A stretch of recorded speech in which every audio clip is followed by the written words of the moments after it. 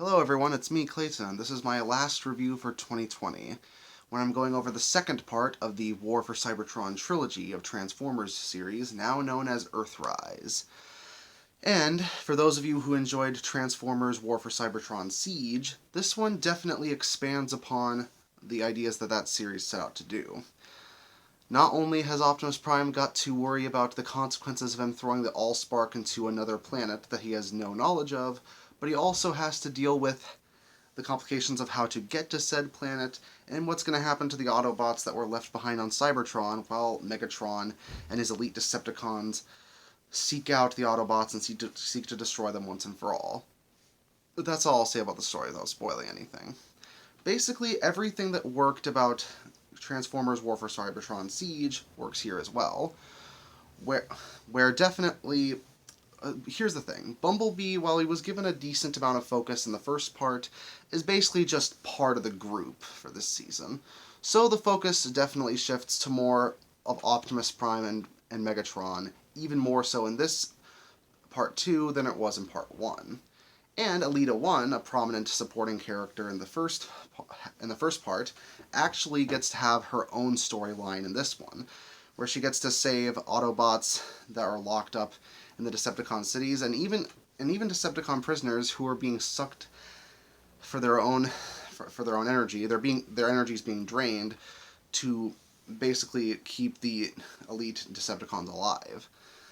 Basically, it's part of Megatron's big strategy to purge the weak so the strong may live. It definitely shows him going further into his villainous traits than it did in part 1, but it definitely fits with Megatron's character, and it definitely shows you how he feels he's been pushed to the breaking point, and he has to do these things in order to get what he feels is right, and to fulfill his own version of justice. It definitely does make Megatron more compelling as a villain that way, while being just as terrifying as he was before. Plus, I really do like Alita 1's story, and how she feels like, whether you're an Autobot or a Decepticon, everyone deserves freedom.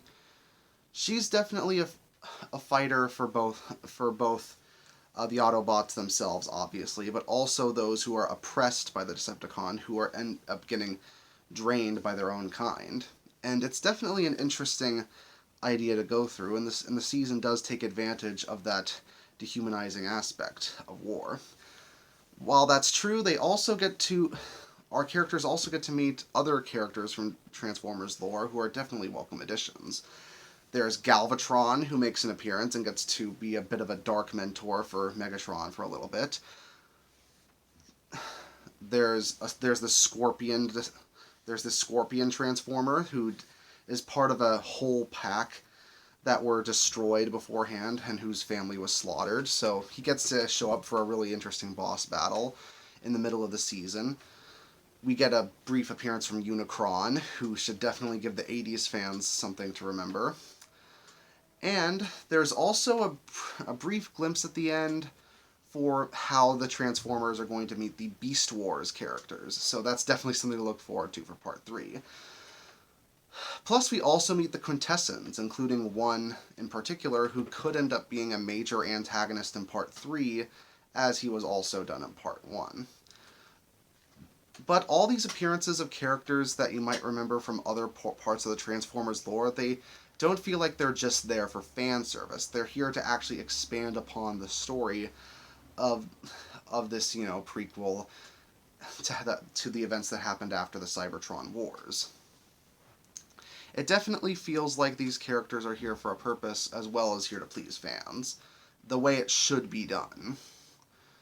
While I do feel certain characters like the aforementioned Quintessence and the Scorpion do feel like they're mainly there for tertiary threats and they don't get as much time to develop as they should have, when it comes to the writing and when it comes to the animation, it's every bit as good as it was for Siege. So if you definitely liked Siege, you'll like this. It's definitely of a similar quality, and similar to Empire Strikes Back, it's the second part of a trilogy that feels darker than the first part, but while still feeling like it still belongs in that universe.